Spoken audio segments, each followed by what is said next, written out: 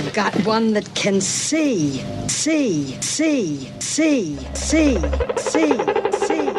That's right, tough guy.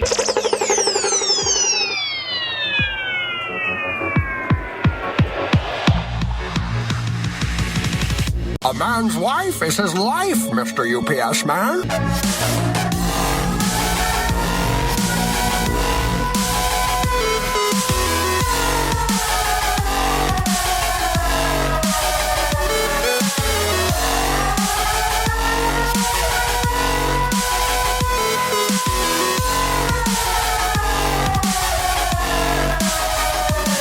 Welcome to 3NN Podcast.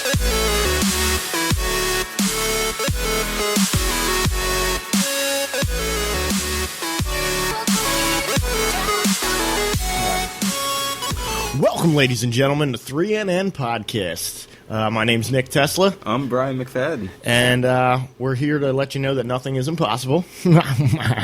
Usually. It's the truth. No, not usually, always.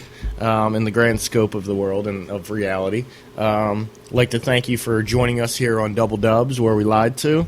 The Double Dubs now has its own... what do you call it?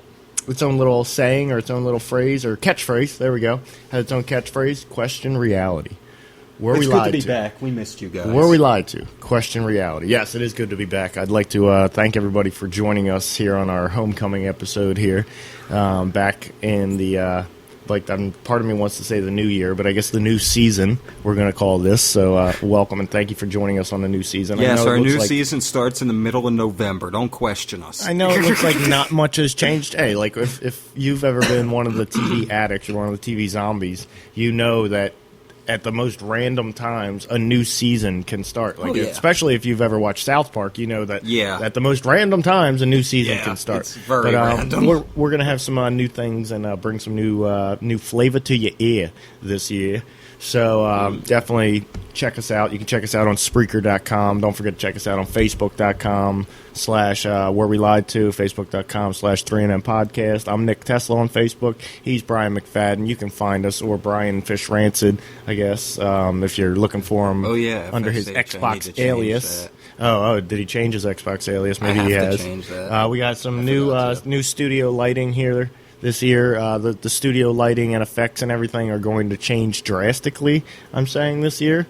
So this is nothing compared to the way it's probably going to look in Hopefully, 5 or 10 episodes. Those of you watching video can see these really cool light effects. Yeah, we got some cool light effects. They're very going on calming and soothing with the blue and green light. Yeah, I like it. They will be cool. staying. They will be staying. If you're epileptic and you can see the strobe light we got going on over here, I apologize. You can't really watch the video. You probably can watch the video. I don't think that's bothering anybody epileptic. If we brought somebody in who was epileptic, that might bother them. But we got a lot of new things coming this year. It's going to be a great year. But let's stop talking about that. There's a lot of fun things to come, a lot of interesting things to come. I believe I'm going to be doing a ghost hunting show on Where We Lied To in the new year. I got a few different things that I'm interested in doing. I think Brian's going to be we might have a documentary or two in the new year. So you want to keep an eye on Where We Lied To, and you want to hit that subscribe button down below. That button's important because and feel free to share it with people. Hey, even if you're sharing it with somebody like, yo, check out these dumbasses and the stuff that they're saying, or can you believe these assholes are saying this shit? Hey, if that's what you got to tell people to get them to watch it, and if that's your view on it, and you want other people to join your view and think we're dumbasses too, that's no problem. Because you know what? If enough dumbasses have seen what you can do, amazing things can happen. Just look at Donald Trump. You know what I'm saying? Yeah. He is the epitome of dumbassery or tomfoolery or whatever the hell you want to call it. And look at him. He's like leading the polls. And like, I'm not even really a dumbass? I'm not paying attention. Is he really a dumbass? Because he's saying the stuff that so many Americans want to say, but they're afraid to because they'll be called a racist. I think he hired a team and told them exactly that. I want you guys to give me what the rest of America is saying, and they all say that politicians are afraid of saying. Yeah, because I'm not a politician, and I'm going to say it. I want to, and the problem is they've been interviewing and questioning people, not looking so much into people's character and their background, as just, oh, you're an American? Okay, what do you think? What do you feel? And don't even realize that some of the people are racist. Some of the people are just mean people, or just like, if you don't like it, you can get out. These fucking Mexicans took my jabs. They took their jabs. You know what I'm saying? What is it? He wants to build a 60-foot high fence. I'm waiting for him to start talking about goobacks. He's going to start talking about goobacks, and then it's over. You know what I'm saying? And they're actually going to name some race, what I really want to see, I really want to see at an actual debate, Donald Trump be asked a question or something, whatever it may be, and respond something along the lines of, because unlike the rest of these assholes, I'm not in the Bilderberg group, or I'm not in the Trilateral Commission, and throw something like that out there. Part of me believes that that's his whole reason for running and doing what he's doing, is he thinks maybe he's not a part of those groups, and he wants to be a part of those groups. Like, come on, I'm one of the richest men on earth. Rosie O'Donnell's a loser. I'm not. I want to be in these groups. You know what I'm saying? I personally think part of his reason for running is hoping that one of those groups wants him to enlist, or wants him in their ranks, and that he can join one of those things. And hey, even if he doesn't win the presidency, at least he's in one of those groups. And now all of a sudden he's Donald Trump on a whole nother level. You know, dining with the Queen of England and shit. You know what I'm saying? Like, he wants to be like. Have you ever thought of it this way? Think of it completely in this way, because you know exactly that there's a lot of people who think this way. A lot of like businessmen, and he's a big businessman, isn't he? He is. Has he ever been invited to Bohemian Grove? And if he hasn't, know if he's been invited. Is this his attempt to be invited to Bohemian Grove, even if he doesn't win a presidency? After this, and especially the popularity that he's gained, the political popularity, I would think if he hasn't been invited to Bohemian Grove next year, Bohemian Grove, here he come. You know? I don't know. Well, maybe not next year, because next year will be in the heart of next summer will be in the heart of the whole election thing, if he's still in it. But even if he ends up pulling out, which it doesn't look like he's going to, you know. If he pulled out, he'd be invited to Bohemian Grove, but it might be another couple years. Or he really wants to be president. I don't know. I don't know how to feel about Donald Trump. I just think, in a nutshell, the whole thing's become a dog and pony show. The whole entire thing is just obviously a dog and pony show. How do we have... Hold on. How do we have a guy who was the host of a reality TV show, okay? Was the host of a reality TV show for like 7 or 8 seasons straight, okay? Yes, he was the host, and the show was about him. He was like the main man on that show. Cool, great. But how do we have that guy not 5 years later, not even 5, I'm pretty sure he had to retire from The Apprentice, and now they're going to have Arnold Schwarzenegger do it. But last year, he was still on this thing. How does he go from being reality TV host? Yes, I don't care if he's one of the richer men in America, even though he's not. He likes to act like he is, but he's not one of the richest men in America. He's in the top 1%, I'm sure of that, but not the top easily. 1% of the 1%. I think that's his attempt right now, is he's trying to get into all that shit. But I don't know. I don't like the whole situation. I think it's just turned into a big joke. You got a reality TV host who is leading the Republican polls, you know? And there's something wrong. And he's not even like a true Republican. That's where, like, is the Republican Party now going to become more of like an entertainment party? You know what I'm saying? I think the entire process is just for our entertainment. I mean, look back a few months ago, one of the shows we did, I recall, D's nuts were polling ahead of Hillary Clinton. Yeah, and that showed you that it's all just a big joke. And that people are still taking it seriously. Oh, well, you got to take it serious. Well, if you don't vote, then you don't have a say. And it's like, no. That's not what this country is about. There was nothing in the Constitution that said, well, if you don't vote, then you're not allowed to have a say in what's going on. No, if you're a citizen of this country, especially if you were born in this country, then this is your land. This is your country. This is the country that your forefathers fought for. You know, your founding fathers fought for. Like, that's you grow up with that, you know what I'm saying? I don't know what the hell I'm saying. What was I saying, Brian? You grow up with that. Yeah, no. When you're born in America, it's a much different thing. You grow up like able to care and able to have a voice, and it's called freedom of speech, not freedom of speech as long as you voted. You know what I'm saying? Makes sense. And the South Park episode this week, the one last week was really, how did I get on South Park? I don't know. I don't know. Last week's episode of South Park almost put me to sleep. Literally, I couldn't pay attention to it. Maybe I was too high, and I just couldn't pay attention enough to really get the grasp of the point of the episode. But this week's one, Jimmy. Yes. Yeah. Jimmy? Yeah. Well, Jimmy is the editor for the school paper, and a first grader wrote an op-ed piece in the school paper how lunch is retarded. The new school lunch is retarded. And he got called down to the office by a PC principal, and PC principal was like, Jimmy got called down to the office because how could Jimmy, the editor, let that piece go out? And PC principal was like, yo, bro, why are you saying we don't use that word in here? We don't use the word retarded around here. Sorry, bro, we don't do that. And he was like, you're gonna have to run the school paper past me from now on before you release it, before you let it go out for publishing. And Jimmy was like, no. And he was like, what do you mean no? And he's like, I'm not going to censor anybody's words. That's so against what this whole country and what this is all about. Nice. Is freedom of speech, and I'm not going to censor somebody's words to coddle to certain people or to certain I didn't things. watch this episode, so this is cool. My God, dude! I honestly had it playing probably about 2 hours ago, and I was going to record what Jimmy said, his response to it. If anybody gets an opportunity, go and watch this last week's episode of South Park, because it's really, that's what I'm talking about when I always talk about South Park has an underlying message to it. It's a hilarious show. Some people think it's just stupid and it's like toilet humor, but the difference between that show and something like Family Guy is South Park has a underlying important message to be told. And in all reality, think of any other show, any other movie, any other media form other than people doing podcasts like we do here. Think of any other media form that's a popular media form where anybody is addressing these issues the way that they are. Come on, literally, you want to know how this week's episode ended?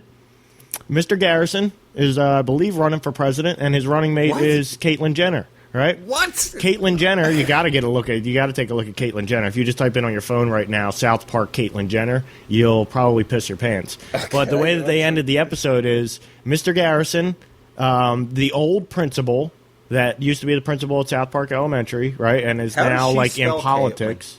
Caitlyn, I think. What do you call it? The way the episode ended, Caitlyn Jenner driving a car. Yeah, exactly. That Caitlyn Jenner driving a car. Okay, they're driving a drop top. Listen to me. It's a 1950s drop top.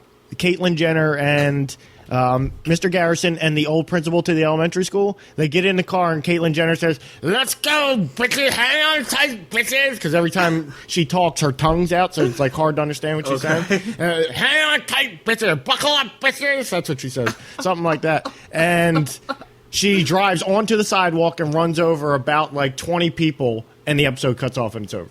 That's how the episode ended. Is Caitlyn Jenner, Mr. Garrison, and the old principal literally driving onto the sidewalk, and they're supposed to be off on some adventure to take care of some shit because I think somebody knows about ads and the difference between, and that's what's also great about the episode is the difference between ads and news, and how Jimmy was perfect, the only person out there who could differentiate when he was on the internet between an ad and a news story. And I thought that's what drew me to the episode. Oh my God, thank God they're back with another good episode. Because I don't know if you've experienced it, but I've experienced it at least 2 or 3 times with 2 or 3 different people that they click on something that looks like a news story or looks like something that's okay to click on. Perfect example, okay, is I was at work about 2 weeks ago. I work with a lady who's probably maybe 65 years old, maybe closer to 70, I don't know, maybe a little bit older, a little bit younger, somewhere around 65 to 70 years old, okay? I'm used to dealing with this with my mom and my dad, and they're in their mid-50s, okay?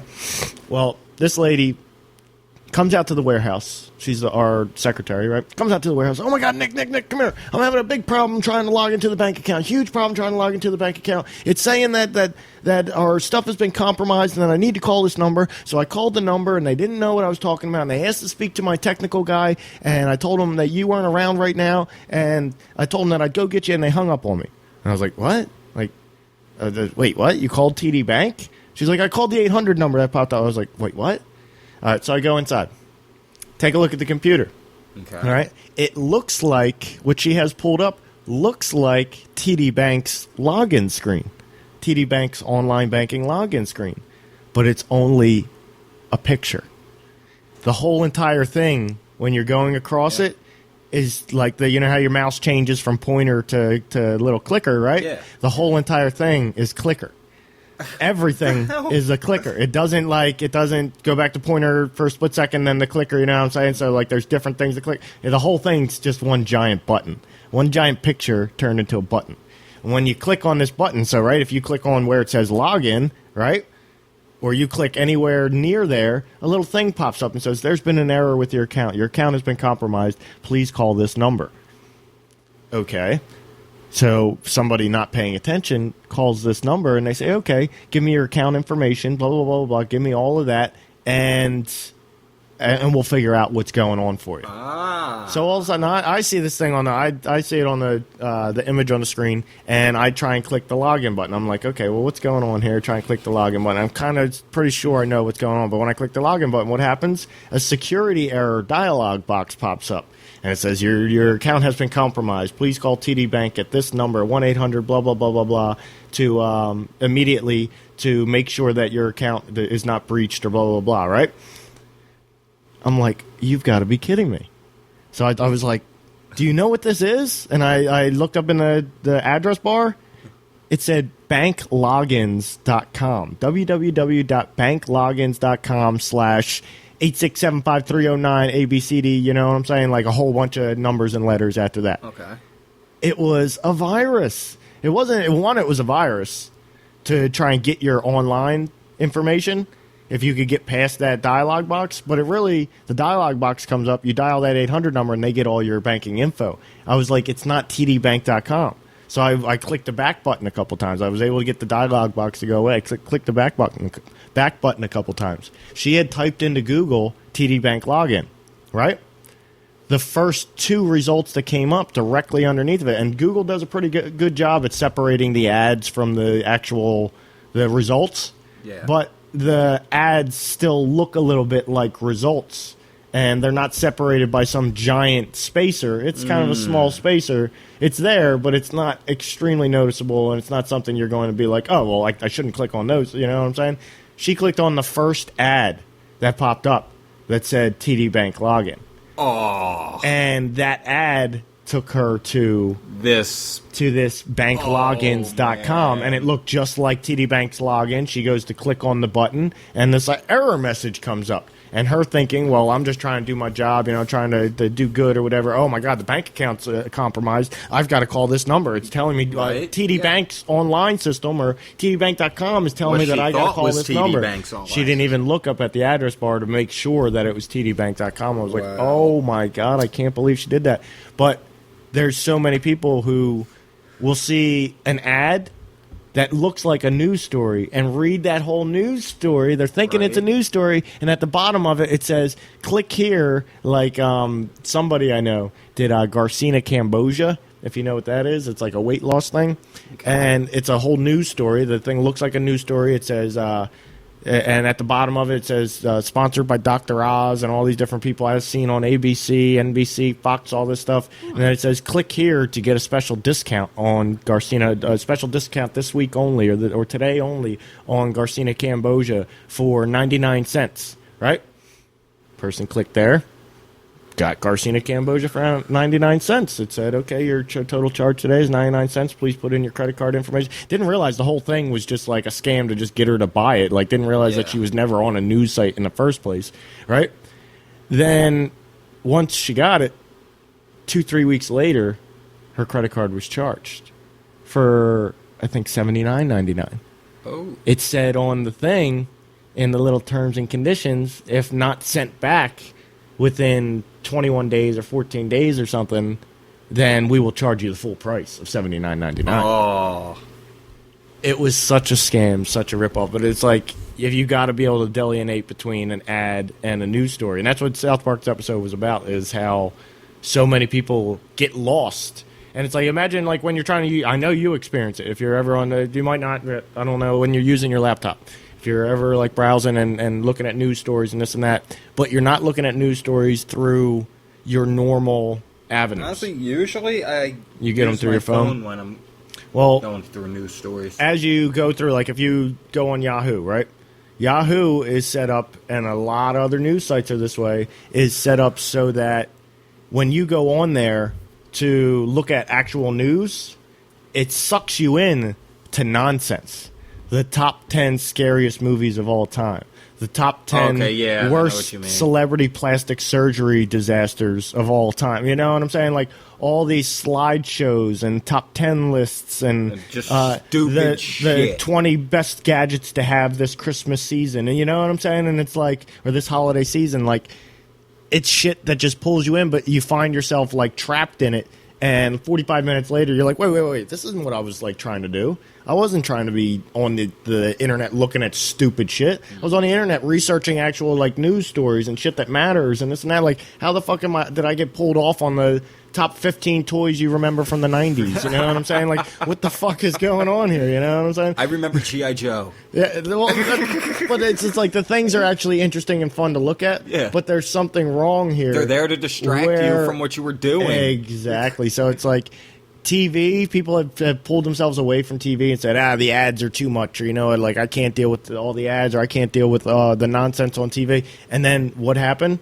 The internet is now starting to be flooded with nonsense. I remember when YouTube didn't know what a commercial was. Yeah, that upsets now me. Well, you know what upsets me? Every single time, literally every single time that I watch a YouTube video and you have to watch the ad.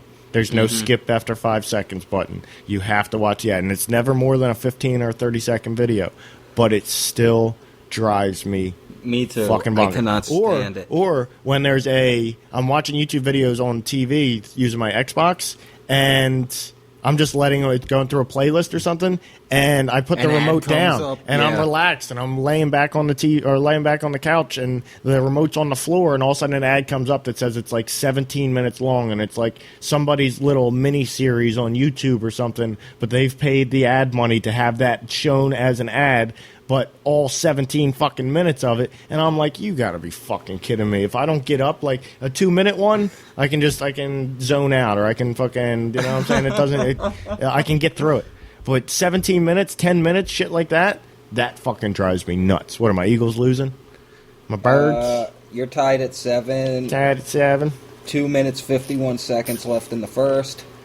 My undefeated Panthers were leading, but Washington just scored. We're tied at 14 with 27 seconds in the first. Yeah, I want to, what do you call it? In the new year, I definitely want to, where we lied to, and maybe a little bit on 3 and N. While we're on this subject, he gives me shit, old episodes, you people watching. What? Panthers are undefeated right now, baby. Yeah, but here's what I want to talk about in the new year. Fuck the Panthers, by the way. But here's what I want to talk about in the new year. Give me shit. I want to talk about. Bad we were. We're going to touch on sports. We're going to actually have a Where We Lied To sports department, I guess you could call it. And the sports department for Where We Lied To has the same employees as the research department same and employees. The news department. We might bring on somebody else for sports, somebody who's interested in just talking about sports or something. But what I want to talk about, there's a lot of different things that I want to talk about, and not the typical, like, talk radio. Hey, you're on 94 YSP. Thanks for joining us. I'm Tony Gargano. Whatever the fuck those guys are. They're like, and they... I love listening to those guys. Not as much anymore. I used to listen to them constantly. I used to listen to them like 24/7. Before I woke up, that's what I listened to for like 2 or 3 years. 94 YSP and 610 WIP were my sports radio. Was what I listened to on the regs every single day for at least a few hours each day. I listen to sports radio, so I definitely enjoy that stuff. But I want to look at sports, all the sports, but from a different angle. You know what I'm saying? A definitely different angle, like football. Okay, like somebody like Ray Rice. And not what everybody else would want to talk about, Ray Rice and domestic violence in the NFL. No.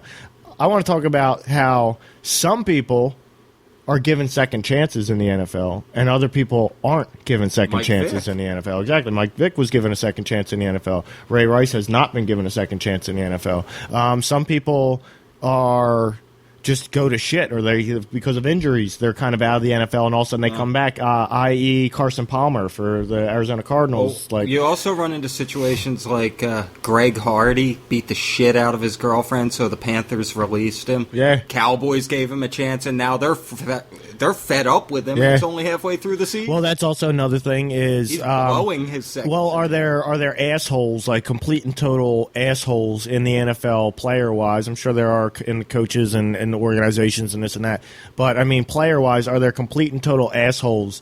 But that is almost swept under the rug and purposefully swept under the rug because the NFL has an image to upkeep, and each one of those teams has an image and merchandising and shit like that they need to upkeep. And when somebody's a complete and total asshole, that is swept under the rug almost permanently.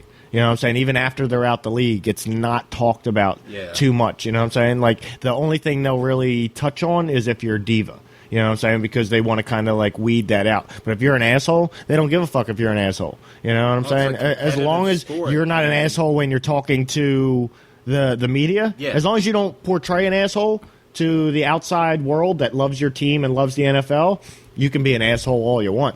I.e. Greg Hardy. You know what I'm saying? He fucked up a little bit with fucking beating his girlfriend, but what's up with Ray Rice? How come Ray Rice hasn't been given that same second chance when Ray Rice, as far as talent goes, Ray Rice was probably twice, if not three times more talented than Greg Hardy is on his best day. True. I know they're different position players, you want but to Ray Rice was the top assholes? Of his game. Okay, talented assholes. I'll never forget Terrell Owens on his front lawn doing a workout. I'd call him more of a diva. I'd call Ryan Leaf a talented asshole, and look what ended up happening to him. If you're too much of an asshole and that assholeness turns into cockiness, and you start taking your cock and putting it in your ass hole, you know what I'm saying? Assholeness, your cockiness and your assholiness, you can't put your own cock in your own asshole. That's what I'm trying to say. Okay. Because then if you do, it's just bad news bears. And you end up Ryan Leaf, and he's dead.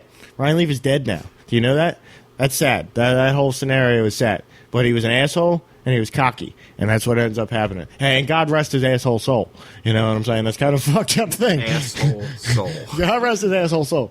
But no, sorry. His soul was not the asshole. His body was the asshole. Well, I'm not talking about the asshole on his body. I'm talking about his body and his mind were assholes in conjunction. David Icke but his soul say is his not reptilian an asshole. part of yes, his brain. exactly. He let his reptilian part of his brain take over. We could also talk about that, how the different parts of your brain affect your performance in certain sports. You know what I'm saying? With baseball, if you can slow down time, and not physical time, but your perception of time, even the littlest bit, you can be one of the best baseball players of all time.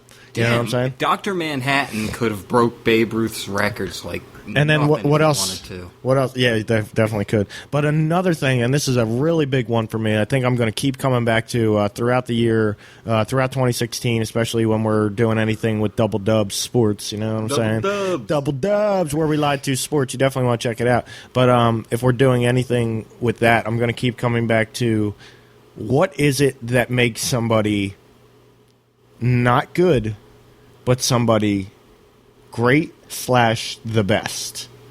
Okay? And eugenics.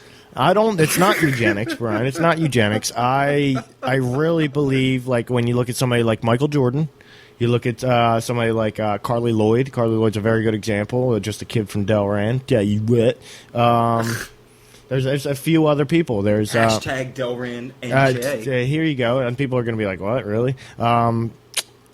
Dominic Hasek or Wayne Gretzky, if you want to go there. I could see or here you go, Mario Lemieux.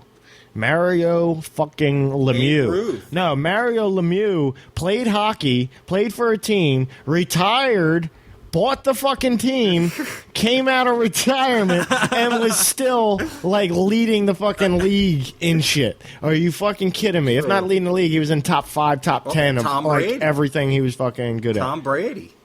Tom Brady, exactly. What's the difference? How do you get drafted in the 7th round? How do they not see that in you that you have that potential. How's that potential even hidden? Was that potential there when Tom Brady was drafted? You know what I'm saying? Bill Belichick. What is that? And people try and act like, and it is something. Chip Kelly. People try and act like Chip Kelly of the Eagles has that something. And so far, he hasn't really proved that he has that something. In college, but people, he had that something. He did have that something. But he needs to step up his game, though. In the NFL, can he prove that he has that shit?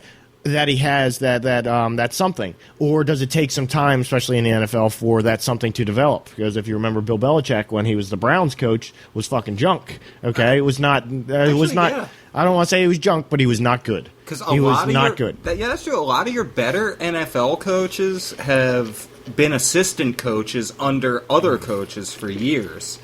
So they have an idea what they're doing when they become head coach. Chip Kelly just came in from college and thinks it's like Nick Saban. Nick Saban came in from college and thought that he could just run shit. And he, like 2 years later, he ran back to college. Literally ran back to college. In the middle of the season. Exactly. It was like Tuesday morning they found out, he's coaching. That was sad.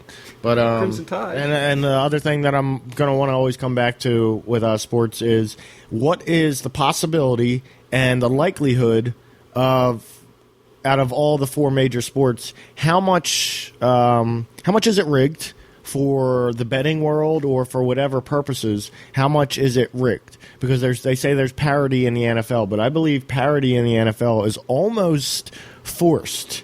You know what I'm saying? It's almost like not forced, but it's parity in the NFL is not something that just happens out of coincidence. I think parity in the NFL doesn't happen because, this parity in the NFL would mean that the Browns would be in the fucking playoffs in the past fucking 10 years. And the Browns ain't been in the playoffs. Parity in the NFL would mean the Jacksonville Jaguars would fucking have win at least Super Bowl. or at least fucking have something interesting about their team other than a fucking Middle Eastern sheikh as a fucking owner. You know what I'm saying? He went there, ladies and gentlemen. What I'm saying, like, what else is interesting? And that they're the only team in the NFL who has dual colored helmets, who has two-tone helmets. Like, really? Like, something is wrong there. There's not parity in the NFL if hold on, but with your big market teams like the Eagles, that's why like the NFL is almost like scratching their head. Like, we let the Eagles have DeMarco Murray, Ryan Matthews, and Sam Bradford. I don't know who they're trying to fool with Sam Bradford, but they're supposed to be like killing it right now. Pittsburgh Steelers. Pittsburgh Steelers win a fucking Super Bowl every 5 years, every 7 years, 8 years. That's true. You know what I'm saying? They're always in the hunt. So I don't know. Atlanta and the Patriots. The Patriots should at least have had one 5-11 season or 7-9 season or something. All right, but we've definitely. The Patriots. I don't think they've had a losing season since 2001. I don't think so, exactly, and that's what I'm saying. That's maybe not parity in the NFL. Like if you allow but then that. Again, to happen. They've had Belichick, Brady since then. And then the other thing I'd like to talk about is how this is not nearly as much as the other topics, but how the NHL changed after their lockout in, I believe, 2005 or 2007 I don't like the rule something. changes they put. NHL is a completely different game. The NHL is a completely I don't find it as enjoyable. Game. I used to watch it all the time. Now I don't as much. It's not as enjoyable. You're right. It's not, but why is it not as enjoyable? And you can still get into it, and if you watch enough of it, it's just as enjoyable as before. But there's something about it. When you first turn it on in the first few games of the season, you're like, something's not right. Is it because there's not as much fighting? There used to be at least 1 or 2 fights each game. And like now, I still see fights. I don't know. Really that it's something. It's something that there's they've just changed. Something different. Exactly. And like the what I've found is before the lockout, the good NHL players after the lockout were no longer like the best NHL players. Yeah. The one person that blew my mind that they were still like one of the best NHL players, and I guess because that position couldn't change that much, was Dominik Hasek. Like, damn, like before the lockout he was the man, after the lockout he was still the fucking man. But it's like a lot of other players, all of a sudden the prototypical like great NHL player changed almost like within a year or two span. And how did that change? You know? There's something wrong with the sport when Sidney Crosby is one of the, quote, greats. Yeah. Yeah. That's all I got to say on that. Yeah, I don't know, dude. You're right. The sport did change. But let's if he's one of your great players, something's totally wrong with your sport. I think we spent way It happens. You're not a terrible piece of shit. Come on. Nobody's a terrible piece of shit. You know who's a terrible piece of shit? That fucking dump I took this morning. Oh, my God. That was a terrible piece of shit. You ever had a piece of shit that comes out and it's like... It's and this is the part where everyone turns the video off. Hold on. It's like a little guy's like running out of your asshole with a fucking flamethrower on full blast. Like... That's the terrible shit that I had this morning. Anyway, we're going to move on from sports. Definitely going to move on from sports. Hey, we... If anyone's still watching, thank you. What? No, hey, dude, you got to understand, I may not be a comedian, okay? I may not really want to be a comedian, but I believe I have somewhat of a comedic brain. But I do love the Chevy Chase National Lampoon's Christmas Vacation hat. Oh, I still got it on? Yes, you do. Yeah. Well, I have somewhat of a humorous mindset, movie. so you got to understand sometimes when something just random pops into my head, I'm like a 10-year-old kid. Some of the people watching us at home might not find that as humorous. 14-7 Tampa Bay. I don't give a shit if the people find it not as humorous as I do or not. It just comes along with what I bring to the table. You know what I'm saying? Some people might find it disgusting. Yeah. Oh, yeah. I could have described that a lot much more. By the way, the disgusting. Miami Dolphins that beat the Eagles last week are losing 7-0 to the Dallas Cowboys. Well, that's good. Tony Romo's back, but that's good for them. I don't want to talk about any more sports. I want to talk about Paris. Paris. Can we talk about Paris? Oui, Paris. Because I've noticed one thing, Brian. This is how we're going to approach the Paris terror attacks. There's a lot of conspiracy talk in there. Yeah, that was a burp and an at the same time. There's a lot of conspiracy talk about terror drills that were planned and this and that. I don't want to go there. This is where I want to go with it, Brian. I'm going to ask you, and then I'll give you my reasoning for it. Why have you not? Because our third host, who's not with us today, Rich, I hope to have him back next week. Rich the Ninja. Ninja Rich. What do you call it? My ninja, son. No. What is up, my ninja? Facebook offered you an option literally the next day to change your Facebook profile picture, not change it, but to put a France flag overlay on top of your Facebook picture. And our faithful third non-nerd has put the France flag overlay over his picture. Hey, to each their own. I'm not mad at him for doing it, not whatsoever. You're showing support and respect for the people that lost their lives. Hey, I respect that. You know? All right. But I've noticed I'm not on Facebook nearly as much as I've been. In 2016, I'll be back on it. But, not back on it like I've been, but I'll be back on it. I haven't done it. I've had the opportunity to do it. And I'm sure you've had the opportunity to do it, and you haven't done it. So I'd like to hear your reasoning, then I'll give my reasoning, and maybe they're the same, maybe they're completely different. But I'd like to hear your reasoning why you haven't changed it. It's actually a dual purpose. There's multiple reasons. Okay, and hold on, the only other question I have to ask before you give me your reasoning is, do you not support... Do you not support... Do you... Here you go, perfect. And it's a fucked up way to put it. But do you not care about the 120-something people, 127 people, I think it was, that lost their lives in Paris in such crazy terrorist attacks? I definitely do. That's part of the reason why I'm not changing my profile picture. Brian cares. I don't think that it should be made a public mockery and just thrown in everybody's face, because I have a feeling some of those people who lost loved ones are on Facebook, and they don't need to be going all over seeing reminders that they just lost loved ones in this tragic incident. Another reason being, I believe this incident was staged by people within certain agencies and governments. Another reason being, I believe the whole thing is there to distract us. Okay, all right. I'm going to be the devil's advocate. What was your first one? Oh, and also, I don't believe changing my picture, because it takes me effort to do that, by the way. I don't believe making minimal effort but okay.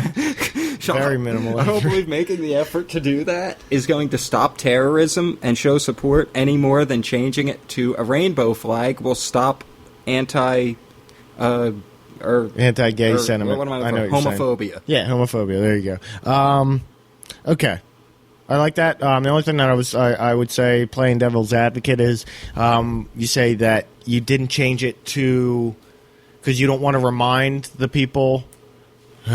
Flying toasters. You don't want to remind the people that what do you call it? Flying toasters? Oh. You don't want to remind the people that of the tragedy that just happened. But me playing devil's advocate, I would say that it would be almost a good thing for those people to see that, because it shows that people are supportive and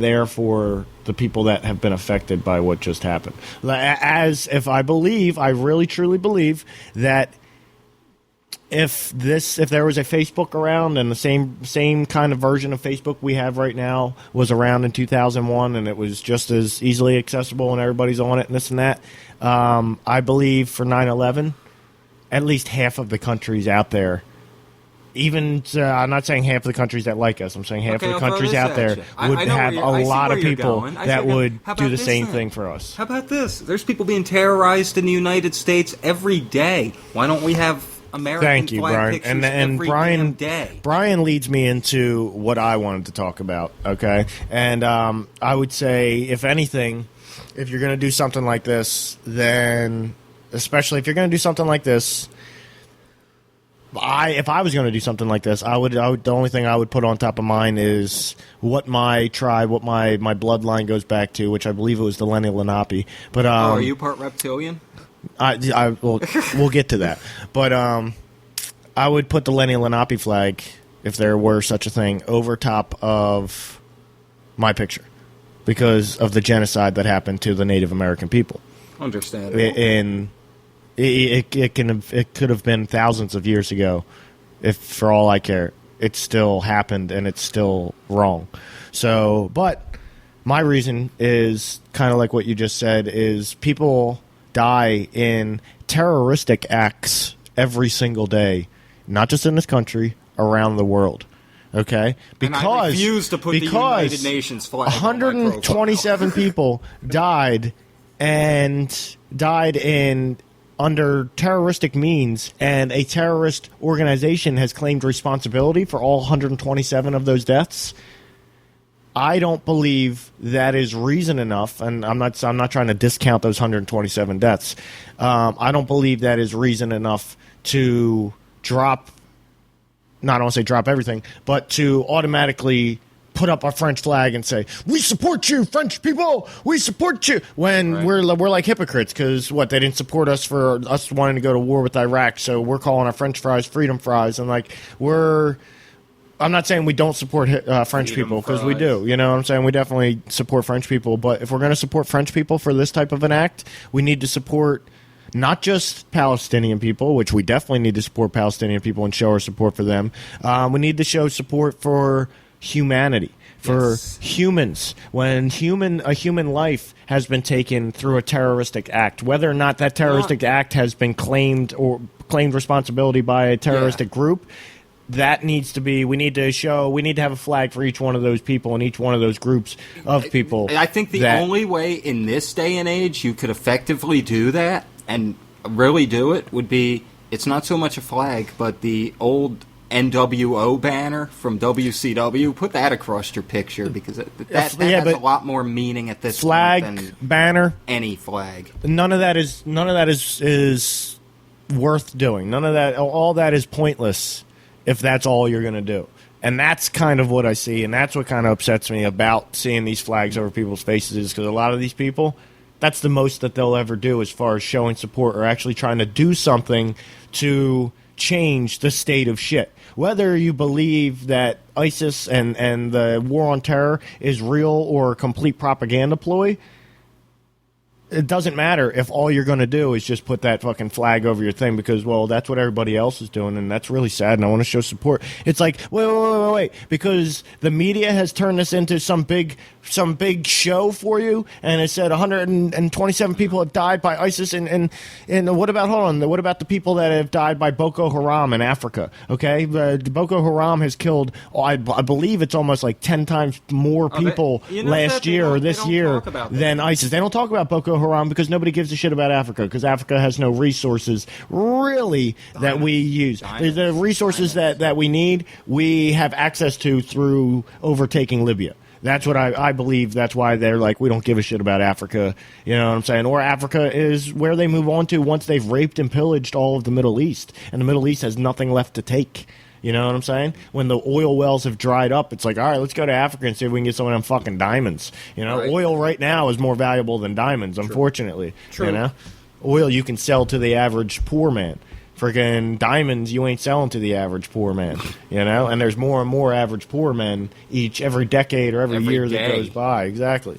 So I don't know, but I feel like if you're that's pointless. If you're gonna and hey, I'm not knocking Rich or anything. I respect if you're and the thing about Rich is Rich will come on this show and will talk about his views, and those views are helping to create a dialogue I'm sure for Rich anybody else for that right has heard reasons. this. Exactly, and I'm not saying there's a right or wrong reason. Right and wrong the are wrong relative reason terms. would be, well, everyone else is doing it, and I got to be cool. Well, the right reason that would be or the wrong reason to do it exactly is everybody else is doing it. I want to be cool, or everyone else is doing it, and you know what? I don't want to look like I don't care, and I don't want to show. Well, you look like you don't care when 364 days out of the year you don't do anything about it, and this one day you put the fucking overlay over your fucking shit. Well, I'm sorry, you look like you don't care when literally millions of people have died and you haven't given a shit because it hasn't been reported and turned into some fucking huge news story.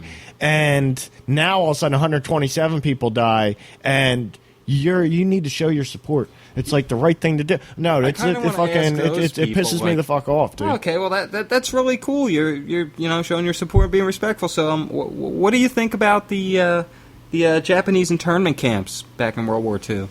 You don't remember those? The internment camps in America where we rounded up Japanese people? Exactly. Tuskegee experiments. There's a lot of stuff. What do you think about the Tuskegee experiments? There's a lot of stuff. What's your take on that? It just, I don't know, it just really aggravates me. Exactly. And then, like, those people, so you care about the 127 people that died in Paris, okay, but you don't care about the millions of Indians that died in a genocide, the Japanese internment camps, Tuskegee experiments. Throw a different angle at them, even. What do you think about all the naval officers that lost their lives when the USS Indianapolis went down because they were on a covert mission to deliver the bomb? And or how about nobody knew that they were out there, so how about the USS Liberty? Sent. How about, I believe it was the USS Liberty that Israel shot down, that Israel sunk, and the U.S. servicemen that died on that. Those are U.S. soldiers fighting for. And the ones maybe that they weren't survived fighting. Were told to never speak of what happened. Sign non-disclosure agreements. Now, hold on. What about the people that have been rendered? I shouldn't even talk about it because it could end up happening to one of us. What about the people that have been rendered by our own fucking government, by the CIA or by the NSA or what have you? The people that have been rendered and never seen fucking ever again. You know what I'm saying? What about fucking Edward Snowden? What about fucking Bradley Manning or Chelsea Manning? What about them? You know what I'm saying? Like, this aggravates me because the media said jump, and what's everybody fucking doing? Jumping. I'm gladly sitting here in my chair, not fucking jumping. Yep. I care. I have 110%. It's a distraction. No, but I have 110%. What do you call it? To push through empathy. I have empathy for the people of Paris and the people that lost their lives, and anybody that lost a loved one or was affected personally by that. I have complete empathy for them, and I really feel for them. It's getting fucking out of hand. Everything's getting out of hand, not just ISIS. And we're being told that ISIS is getting out of hand, and we need to ramp up and do something about it. No, everything's getting out of hand. The death is getting out of hand. The stench of death on this planet of our own, of us doing it to us, is fucking getting We could bring odorous, ISIS son. under control. All we got to do is stop arming them, stop funding them, stop supporting them, stop training them. Exactly. Nobody wants to talk about that. That's also the aggravating thing. Nobody wants to actually talk about the truth. And we sat here earlier and said, well, maybe Donald Trump's because like the people are just telling his people of what they want to hear and what the politicians won't talk about. No. They're telling what the politicians won't talk about, but Fox News will tell them that they should be thinking, and MSNBC is telling them that they should be thinking, and that's what they're spewing back to these people. They're not saying we want the actual truth. Here's what the truth is. How come this politician or not one politician is talking about it? How come since Ron Paul retired, nobody really wants to talk about the Federal Reserve? What the fuck? Are you fucking kidding me? Like, I don't know. Pardon my language, kids. Well, there's a reason no one will talk about the Federal Reserve. You can't really talk about the Federal Reserve because 2 presidents have tried to print their own money without going through the Federal Reserve. Abraham Lincoln and John F. Kennedy. And what do they have in common? Yeah. I don't know. I love hearing about that the economy is on the upswing and that, everything's starting to get better and everything's looking like it is. Oh, yeah, right. And it's like... Honestly, there are... That happens as the bubble gets bigger and bigger. What happens I think there's bursts? segments of the economy that actually are improving. I'll have to admit that. There are segments of the economy that are improving.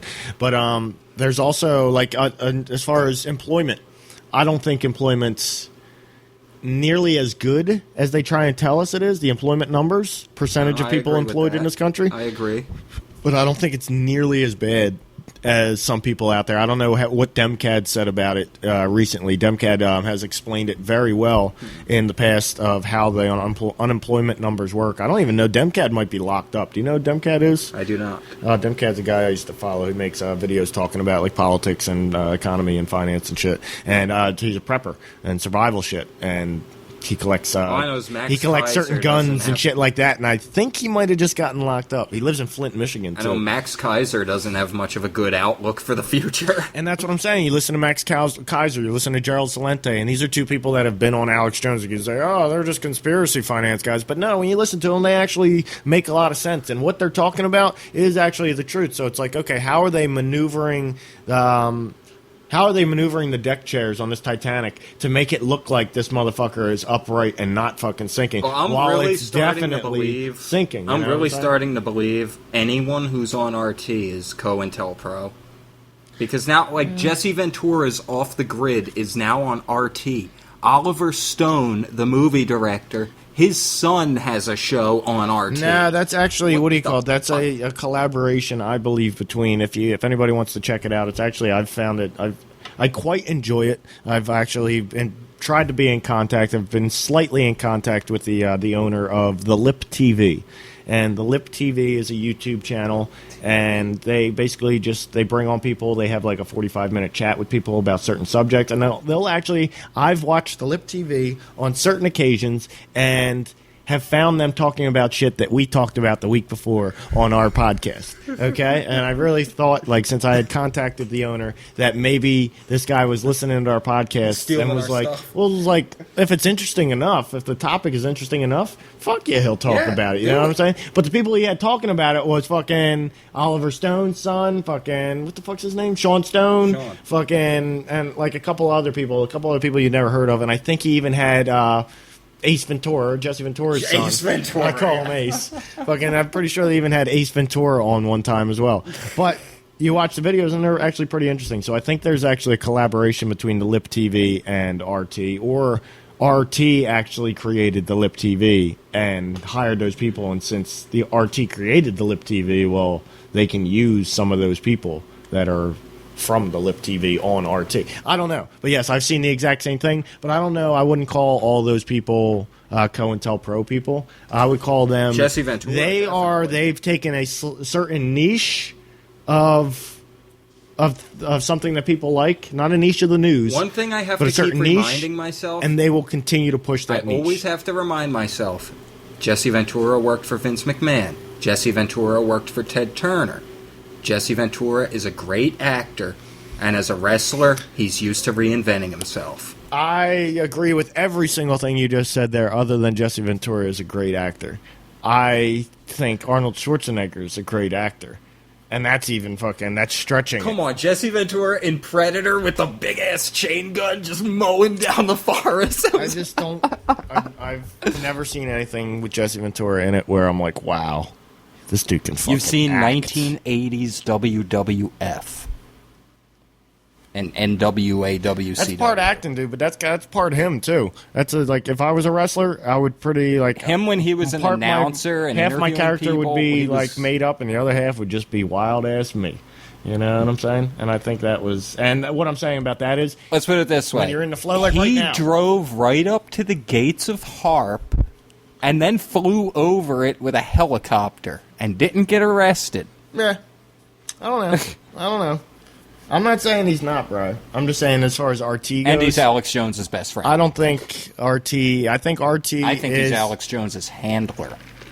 I think Steven Seagal's both their handlers. Steven Seagal? Steven Seagal. Really? You think he? In Fat Man Karate. Fat Man Karate. Yeah, Brian, we're going to have to wrap it up. There's something I wanted to talk about. He wants to talk, ladies and gentlemen.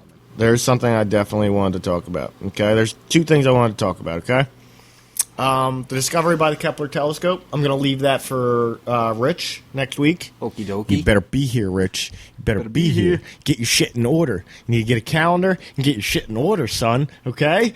That's what needs to happen. I'm going to have kitten calendars coming out starting next year. So this time next year, yo, you motherfuckers better be lining up at my door for these fucking kitten calendars, okay? So my 2017 calendar's going to come out. I might even have a 2016 back end or ass end of the year. I might call it the 2016 ass end kitten calendar. You know, it'll be the last 6 months of the year.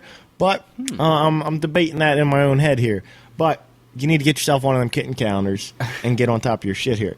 All right, because next week we're going to talk about the Kepler telescope and how the Kepler telescope may have discovered a giant UFO orbiting a sun in a nearby galaxy. And the nearby being probably, what, 1 million light years away or like 800,000 light years away. Something crazy far away, right? But it's either that or the whole entire thing, the whole solar system, is enclosed in a giant dome. They're building a giant like globe around the entire solar system, and what it is it actually harnesses all of the light coming from the sun. So when they're done, you won't even be able to see that star there anymore because they'll have it completely enclosed and be harnessing all of the energy, all of that light that's coming. There would be giant solar panels that create the inner part of the dome. That'd be interesting. There's some pretty crazy if you viewers at home want your mind blown, just go on YouTube and type in Flat Earth Dome. Oh yeah. You want to look up some flat Earth? Yeah. If you really, I don't if you want to get lost in imagination land for a few hours, you want to get lost down the rabbit hole. I don't know if I would call that the rabbit hole. I might call that the snake hole. Yeah, but, that's not the rabbit hole. That's the bullshit hole. You want to get lost in the snake hole? Yeah, go look up some flat Earth stuff. The only thing it's convincing. I spent a couple hours looking at flat Earth stuff. I'm not convinced personally. The only thing I find interesting is the flight paths. If you look up, just type into Google flat Earth flight paths, and you'll find at least 1 or 2 videos. You'll probably find at least 100 videos of people talking about it. That's the only thing I find a little bit confusing, but I don't understand aviation, and I'm not going to sit here and act like I do. Like, same with chemtrails, all right? I don't know exactly if the anyone's aviation wondering shit. about chemtrails, look up Kristen Megan. She's ex-U.S. Air Force, 9 years active duty in the, I believe it was the bioengineering and environmental protection field. Okay. So she worked at this Air Force base. All these huge shipments were coming in of like aluminum, barium, blah, blah, blah, like 20 times what they needed for the base. Mm-hmm. The MSDS wasn't filled out properly. Sometimes it wasn't filled out at all. And her superiors were telling her, just put it through, just put it through, just put it through. When she questioned it to the higher-ups, they transferred her to a different base. She questioned it there, and they basically intimidated her into dropping it. And when it came time to re-enlist, she was basically retired. Telling you, Bri. When I hear all this, part of me wants to be like, nah, yeah, well, I don't know. Can we believe what she said? All right, but listen to this. No, seriously, that's one people look up. She is very believable and convincing. Aliens, motherfucker. Aliens. Nick is part reptilian, by the way, according to David. Well, Rich wanted to touch on aliens today, and since he wanted to, in respect for Rich, even though he's not here, I definitely wanted to touch on this for him. What Brian just said, you know what explains all that shit? If aliens are at the top level. What David Icke calls reptilians, he didn't know, he couldn't figure out, or he wasn't meant to figure out exactly who was at the top. So he started like literally reaching for shit, grabbing at thin air. I got it, 99% complete. Exactly, I got 99% complete. Where's this other 1%? Where's this other? It's like having a puzzle complete and finding a puzzle from a piece of a puzzle from a different puzzle. He's probably finishing your puzzle with that different fucking puzzle piece, right? Because he couldn't find that fucking puzzle piece. It was lost. It must not have come in the box. No, I picture him pacing around his house. Piece is fucking alien. I can figure it out. Like walks into his son's room or whatever. Sees a bearded dragon in a tank. That's it. The reptiles. I don't know, man. I don't know.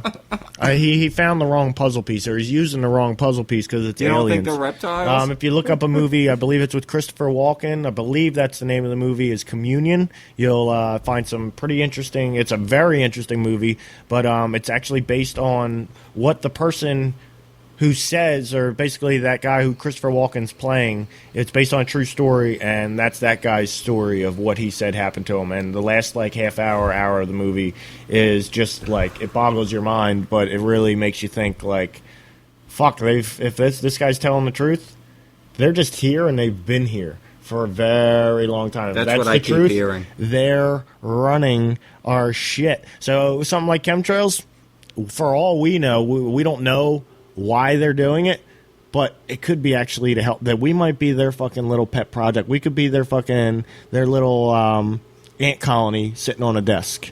You know what I'm saying? And we think we're this big, this planet, autonomous planet, we're all blah, blah, blah. No. They're running our shit. And also look at this. Think about it this way. You show up. Let's just think 1,000 years ago, 500 years ago. I would say probably when around Lemuria time and Lemurians. But you show up here and you're an alien species, and you show up and you find all these humans who are a little bit different, right? Let's just say they find new Neanderthals. We'll go ancient aliens route. They find Neanderthal and they turn them into Homo sapien, right? Or Homo erectus and then Homo sapien, right? And they leave them here. And they come back 100 years later thinking like, they probably killed themselves off, or they're probably still living primitive lives. And all of a sudden they've shacked up and they've started making little houses and they've learned how to like mate and actually have social lives and this and that. And it's like, we want to stick around and watch, you know? But after a certain while, after like 100 years or so, they're going to be like, I don't like the way this is going. Let's see, maybe we can like get in above their queen and maybe like be the director of their queen or something, and figured out a way over 100 or 50 years or some shit to infiltrate the highest levels of everything without anybody even really realizing that it's aliens infiltrating and taking over. They just thought it was these powerful families and bloodlines and yada yada, you know what I'm saying? And they took over shit, and now they're so deep in that people can dig as much as they want. But since one, they're fucking aliens and they can fucking like edit shit. Remember, have you ever seen Forgotten? I told you to watch Forgotten. But they wiped out this lady's memory. They wiped out everything. If aliens were able to fucking do that shit and wipe out people's memory and wipe out all traces of people's existence, don't you think if somebody came across something they weren't supposed to come across, that they would just wipe it out?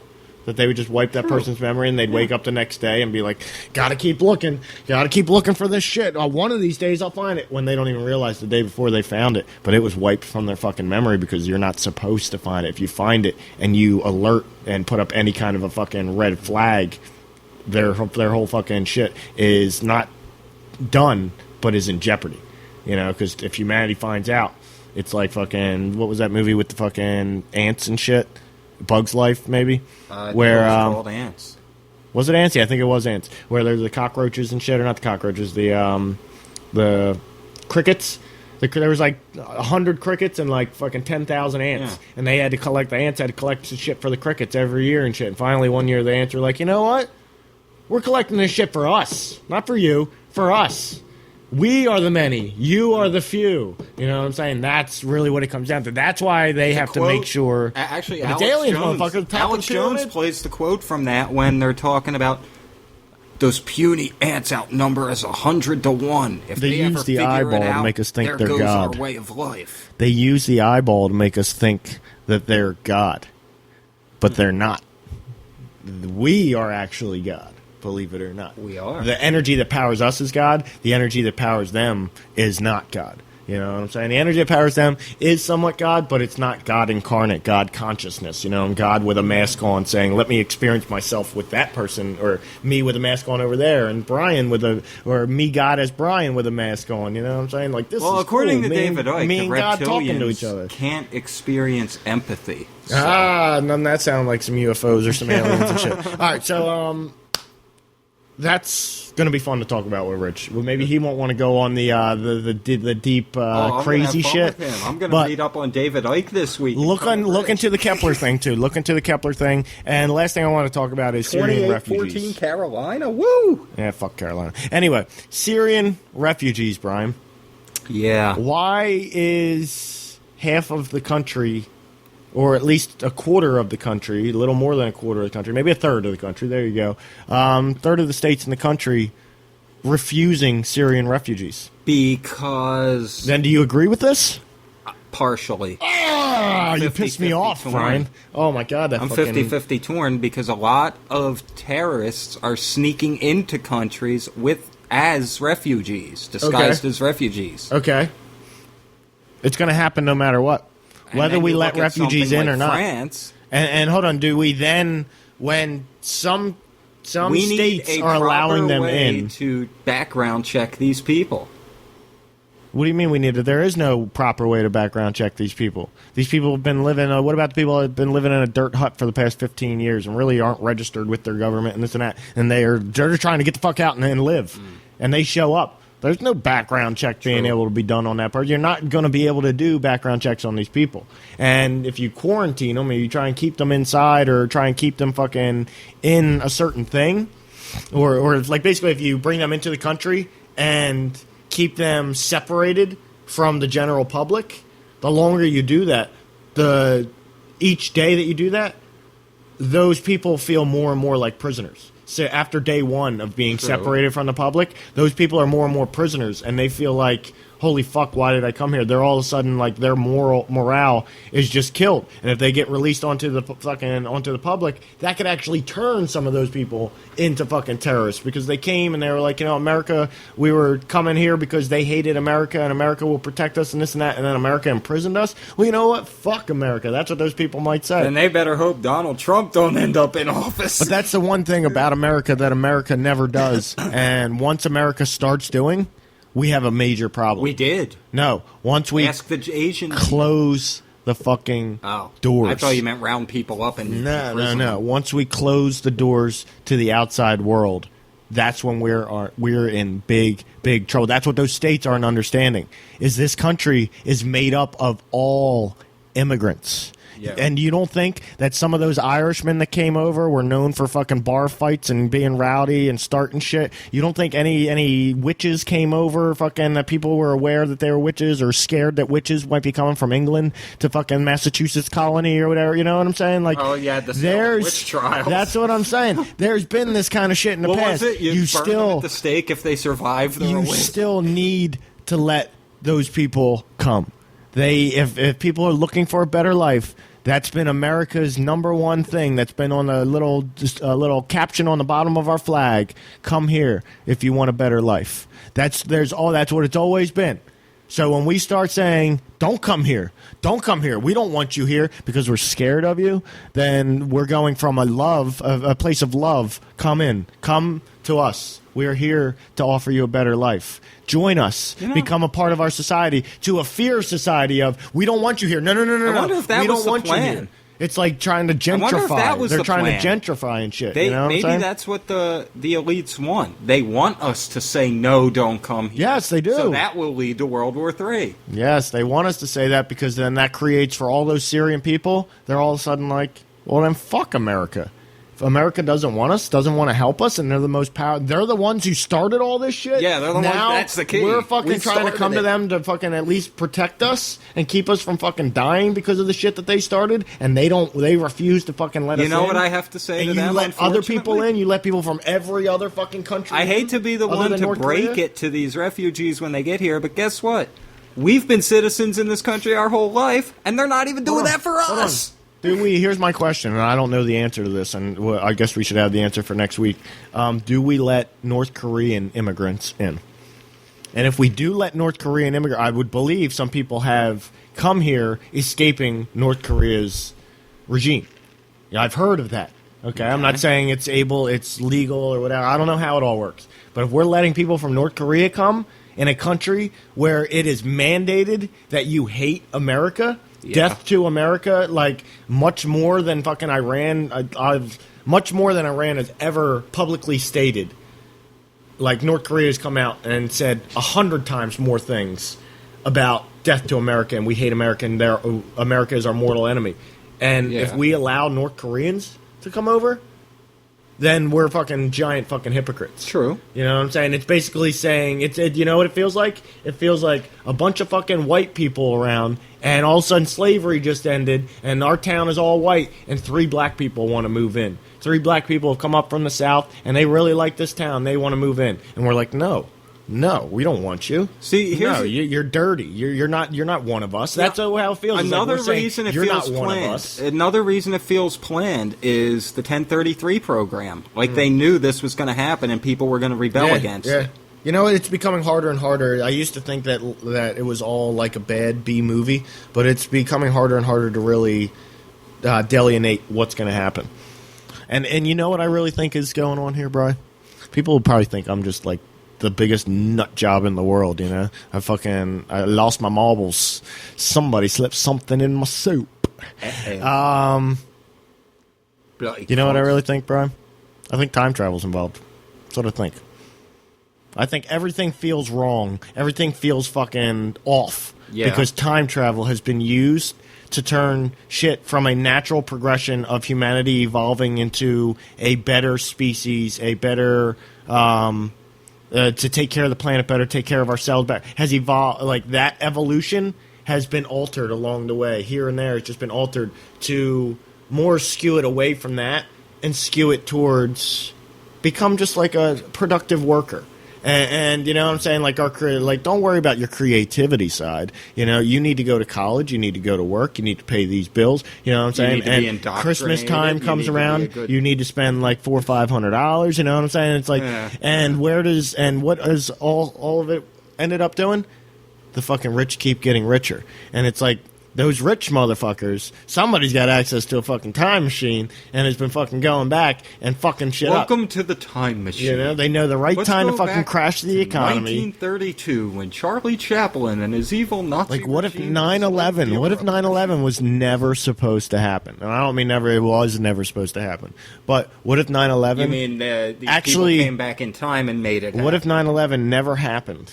All right, and that's they went. Why we can't. They went. Hold on. It was the Terminator that fucking. They went to the 2005, 2006. Right? They went up to 2005, 2006, and realized that the war on terror was just like literally. Nobody could take it serious, and everybody was starting to realize what the military-industrial complex was doing and what the war machine was doing. After Oklahoma and War City, as a Racket became like one of the best-selling books for somehow, some God knows reason.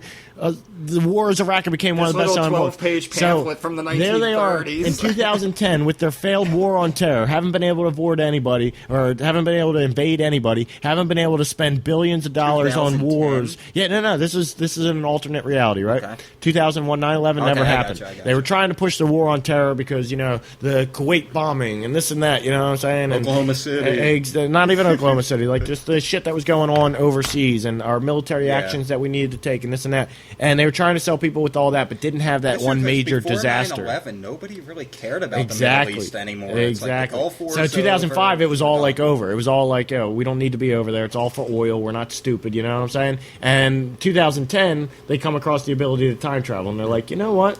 We could make billions of dollars selling weapons if we just had that one disaster, that one thing that we could blame.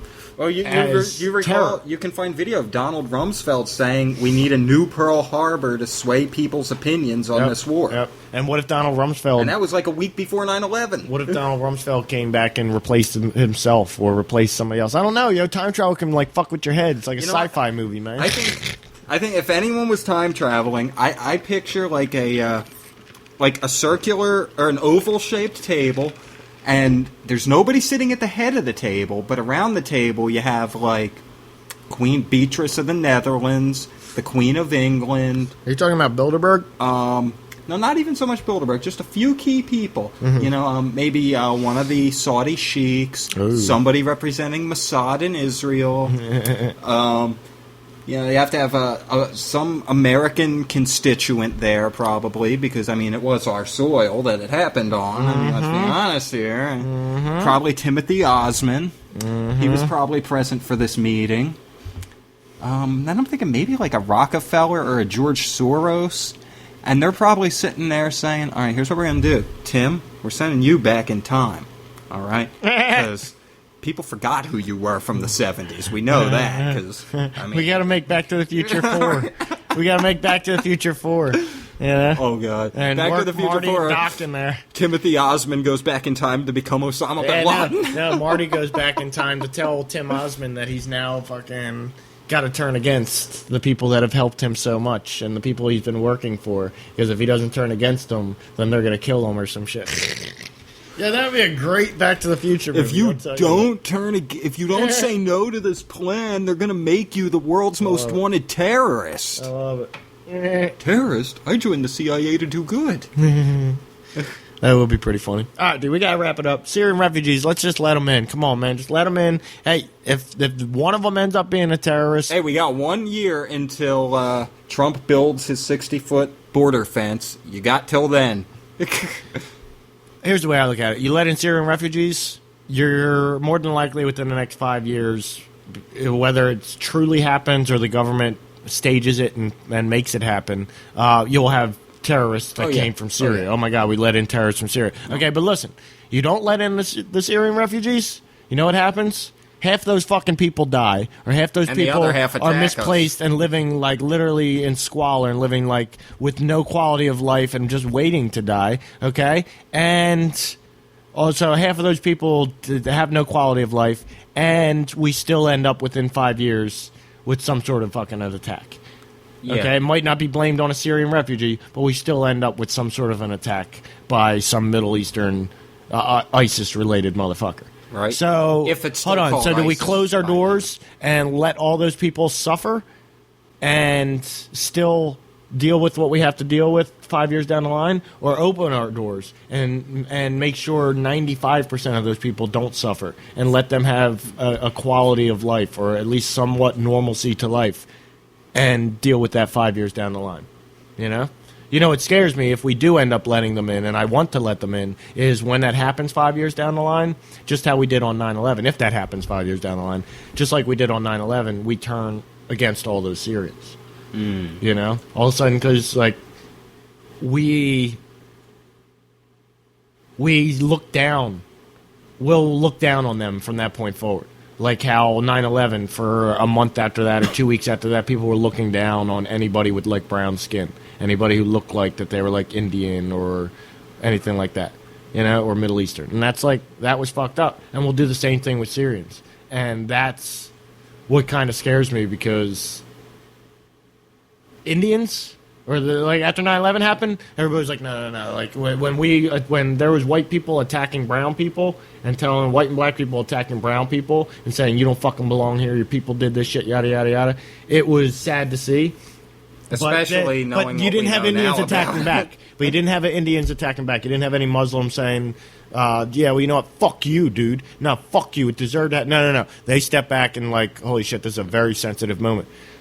How do we know that the Syrians, after what they just went through 5 years prior, knowing that the United States, a lot of them knowing that the United States is a big reason for that happening, if something like that were to happen and all of a sudden the native people of America turned on the Syrians and started, like, treating them like shit, how do we know the Syrians wouldn't be like, you know what? Fuck you. We've had enough of your shit. Yeah, exactly. Yeah. Fuck you. Like, how many are we going to let in? But we still need to let them in because it's a fucking humane thing to do. I believe the most recent number I heard was 100,000 per year. I don't see anything fucking wrong with that, dude. We got 300 million people in this fucking country. Many of which need to be culled. 100,000 people a year. You know what? And 100,000 people that could actually bring knowledge and a direct experience with what's going on in the Middle East and share that with communities in the United States, that could be such a wonderful fucking thing to bring us up to bring us to an understanding of, holy shit, we're making life hell over there for you. We say we're fighting ISIS, but ISIS is going there to fight us. Like, it basically knows that we'll almost meet them there. You know what I'm saying? It's like, it's fucked up. It's not, I don't fucking know. I don't know, man. It's just, it aggravates me. The fucking Syrian people should be let in. They're people. They have souls, too, you know what I'm saying? And we're all fucking immigrants, you know what I'm saying? The only people I think right now that can say, I don't want to let them in, is Native Americans. And Native Americans say, I don't want to let them in. I didn't want to let any of these motherfuckers in, because look what the fuck they've done to my beautiful nature land. I think what we need is a bunch of nations to unite together and march on Brussels, Belgium. Because that's the European capital for ISIS. Yeah, but what do you call it? Apparently Belgium is under lockdown today. The way I understand it, there's areas of Brussels where the ISIS base is that, like, you're not allowed in those neighborhoods unless you're Muslim. Like, they're telling the that's bullshit. From there, that's bullshit. Like, you can't be here. That's bullshit. That's complete and total bullshit. I've heard at least 2 or 3 different sources that are from there that say that is complete and total bullshit, and that is just propaganda coming from the West. That is complete and total bullshit, that there are no places where only Muslims are allowed to live, you know? So I guess we're going to wrap it up. Call it a day. Fucking been a wonderful fucking show. Call it a day. 3 and N. Keeping on, trucking on. So I'll catch us next week.